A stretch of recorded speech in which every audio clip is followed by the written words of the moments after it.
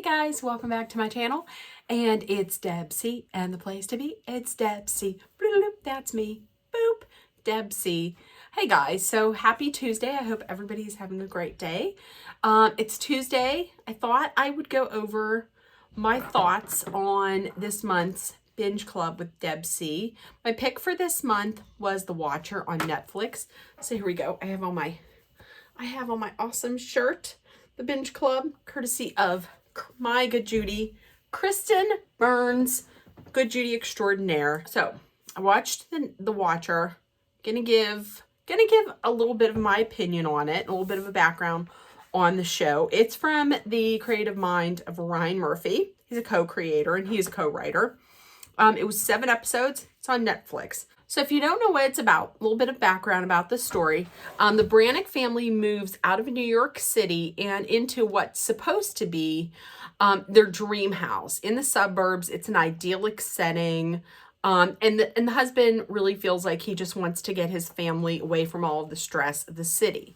Well, after moving in, they start receiving letters. And at first, it's not so bad, but then they get darker and they get a little more terrifying. It's a little more terrifying. And it's from an unknown stalker who likes to call themselves the Watcher. Now, I'm going to say this is loosely based because from what I understand, it's incredibly loosely based on a real story. In the real true life story, it wasn't the Brannicks. It was, I believe, the family's name was the Broadduses. And instead of having 2 kids, they had 3 kids.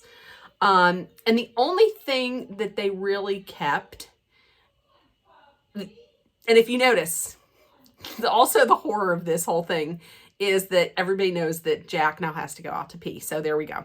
So, loosely it was based on the Broadduses. The only thing that was really true that they kept from real life was the fact that they did buy the house. They did receive, I don't know if it was 1 or 2 letters, but they actually never moved into the house. Another thing that I had found out that was kind of true, I guess, was I fell down the rabbit hole on TikTok about the Watcher, and someone who lives either in Westfield, New Jersey, where this all takes place, or lives in a town nearby, they had said that there was always the thought amongst locals that this was a hoax, that maybe they themselves had sent the letter because they were just in too deep with the amount of money that they took out for a loan for this house. And I want to also let you know, there's going to be a lot of spoilers. So if you didn't watch it and you want to watch it, maybe don't watch this, but there's going to be a lot of spoilers. And I'm saying that this is something, that little fact, that little blurb that I gave to you from TikTok, it looks like they included that in the series as well, because the husband actually sends one of the letters because they're in too deep financially and he wants to get them out. So the other thing that was true in real life but was changed a little bit in the movie, I found was interesting, was in the series there was a guy, John Graff, and in the series he actually lived in this house. I believe it was 975 Boulevard was the address, but he actually lived in the house previously, and it was said that he had murdered his entire family there. And when in fact, in real life, that is based on a true crime. It was not John Graff, it was John List. And he lived a few towns over. He did kill his whole family. So that was kind of tweaked a little bit by Ryan Murphy. So they really should say it was very loosely based on real life because they only took one thing and added it in. I was really going into this very interested in watching this. So I'm going to give you a little bit of what I thought. Now, listen, straight from the beginning, I thought this is going to be bonkers because of 2 reasons. Number one, they have these neighbors who are like right up in their business. They are very eccentric. Knew it was going to be crazy because number one, when you have a dumbwaiter in your house and you find a grown man who's your neighbor sitting up in the dumbwaiter in your house, like he just broke in because he likes to ride the dumbwaiter from the past owners, that might be a reason to get out. Okay. Also, if I receive letters where they're like, where somebody's writing, have you provided the new blood I requested? And they knew all kinds of information about like the children, and they know their names, and they know where they sleep and stuff. No, no, no. Also, listen, if anybody watched it, please tell me I'm not the only one when the daughter goes into the bathroom and she finds some lipstick that was just sitting there. It's not hers. It's not her mom's. It's nobody that she knows. It's just some random. You gonna put it up on your lips? No, ma'am. Fungus. You're waiting for a fungicide on your lips. Why don't you put it out on your hand? Or not even that. I wouldn't even put it on my hand.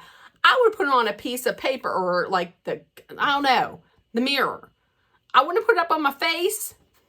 That's another reason I was like, you got to get out. Another reason I would have gotten out. I don't need all these people coming up to me talking about what I need to do with my house. Forget it. Sissy Spacek. Mia Farrow, you come up to me looking like American Gothic gone wrong. Get out of town. I'm leaving. That's just me. So let's start off. What did I like about this? I like the cast. It was a star-studded cast. They had Naomi Watts playing the mother, Bobby Cannavale playing the dad. We had Mia Farrow playing the beyond creepy next door neighbor, and Jennifer Coolidge playing Karen Calhoun, the over-the-top real estate agent. The cast was great. They had also some good background character actors. Richard Kind was in it. He was great. The music I thought was perfectly creepy at just the right time. So the music added a lot of atmosphere and a lot of ambiance that I enjoyed.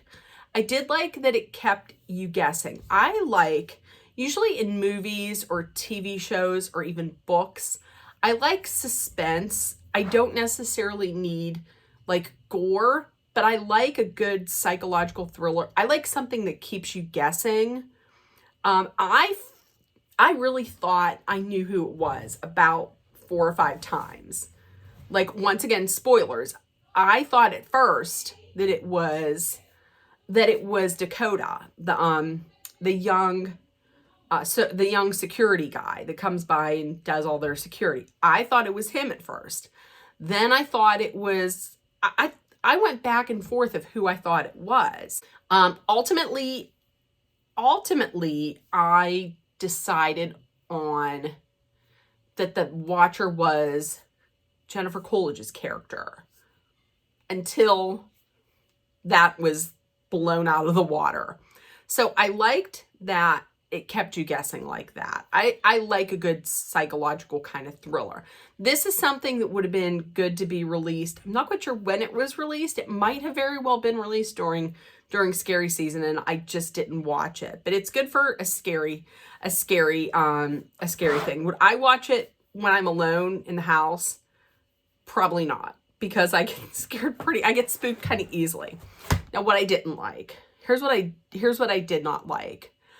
I did not like the fact that Ryan Murphy it seemed like he just kept adding things to add things. Like he would get to a particular cast member, like a character, and then he would introduce like why, but then the very next scene it would be like, but no. And then just when he was introducing reasons as to why this person could have been the Watcher, then he throws in all these unnecessary things that just, I don't feel like they needed to be in there. I feel like he put too much in there. Like the whole thing with the blood cult with Big Mo and her husband, and the tunnel, like the tunnel underneath their house. And then the girl that just shows up on the video, this girl in pigtails that shows up on the video getting into bed with the husband. It was just too much. And some of the things you never even like, just went nowhere. Like the girl with the pigtails, what was that? Like, did somebody, I don't know. Or the tunnels. I'm going to tell you what, the tunnels, if there was a tunnel coming into my house, why, I would plug it up. Like they told him in the beginning, hey, there's tunnels. And then they were like, okay, tunnels, fun. They didn't even pay any attention. And then the contractor was like, you're going to have to see this. There's a tunnel. And he's like, what? And then they go in and there's a bed where a man is sleeping, and then they saw the guy. Why wouldn't you board that up? I'm sorry, but I'm not going to want somebody living underneath my house, threatening my damn family. It just went nowhere. And the blood cult, like, why? It was too much. I'm going to tell you, I have never watched, no, I'm going to take that back. I watched one of Ryan Murphy's shows, and it was Pose. And Pose was amazing. Like, amazing. But this, like, I will give it to him that the character development was pretty good on this cast, but I mean, he just put too much. He put too much in there. I just felt like maybe that's what he likes to do. I'm finding out from a lot of people that he likes to do that. He likes to throw a lot of stuff in there. I just thought it wasn't needed. And like I said, the things that he threw in there wasn't any kind of resolution. He just would throw them in there and then he would just move on. So I don't know. It was too much for me. Also, listen, the ending, once again, spoiler alert, the ending, I don't know if they did this just because maybe they're having I don't know if they're having a second season or what. But the ending was basically that. There was no ending. They didn't find who the Watcher was. Now, in real life, they never found out who the Watcher was. So I don't know if they were doing it if they did that because they don't know who the Watcher was, or if they're doing that because it's a cliffhanger and they have a second season. I don't know. I thought I heard that they were having a second season, but I'm not 100% positive. I had to put my seat back up. I was going down on my chair like Pam Beasley. So yeah, I don't know if I'm making that up or not, that I heard that they're having a second season, but seriously, they come out, you invest there's 7 episodes. So you spend 7 hours of your time, and then you find out that there's no Watcher. Like, you've made, please don't tell me it's because in real life they never found out who it was, because you made up everything else in this thing. I mean, in the real life, there was no tunnels, there was no blood cults, none of this. They didn't even live in the house. You got all these crazy neighbors running around, so getting in your business. So why not just make up who the Watcher was? I mean, unless there's going to be a second season. And this whole thing with Theodora, the private investigator, she's on her deathbed and she says, it was me, I was the Watcher. Comes up with this crazy story about how she lived there. Come to find out, once again, spoiler, come to find out that she's lying. She knew she was dying and she didn't want her last case to be unsolved. And she saw what it was doing to the family and to the husband in particular. So she wanted to end it. I don't know. The ending was completely a letdown. I will say that. I will agree with everybody. I mean, once again, unless there's going to be a second season, this is what I'm going to say. I really truly think that the Watcher isn't just one person. I think the Watcher is the Westfield Preservation Society. That's who I think. That's what I think. So I don't know. Are they going to go in more with this John Graff if there is a second season?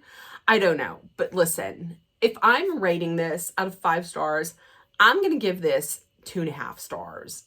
I really, truly wanted to like this. The only reason why I'm giving 2.5 stars is because I liked the cast and it did keep me on the edge of my seat for like most of the episodes. For like the first 3 episodes or so, for about the first 3 episodes, I was like, okay. But then after that, they kept adding too much. And that right there was the reason why I gave it 2 out of 5 stars, because Ryan Murphy just put too much in this. I mean, and they didn't put a lot of fact in it, because if they were just going by what actually happened, this would be a half an hour show. I get that you had to add it because you can't just have one show. It's a series. I get that, but he added too much and it just muddied the water. So if they would have kept it at maybe 3 episodes or 4 episodes, okay, but 7 episodes was too much. So that's my recommendation. 2 out of 5 stars. Would I say to watch it? I mean, yeah, go ahead and watch it if you want, but I don't know if I would watch it again. Am I going to watch the second season if they have one? 2 out of 5 stars, you're thinking no, but I might, just to see what the hell happens, what he comes up with. So I don't know. Maybe he was tired from writing Dahmer and he was just like, let's mail this shit in. So let's throw everything in there. So, all right, that is the Binge Club with Deb C. So if nobody has told you yet today, I love you. You are loved, seen, and heard. Please make sure that you put kindness, compassion, acceptance, hope, and positivity out there. Also, please put acceptance and kindness. So very much needed in today's world. And I love you guys. Have a great day, and I'll talk to you later. Bye, guys.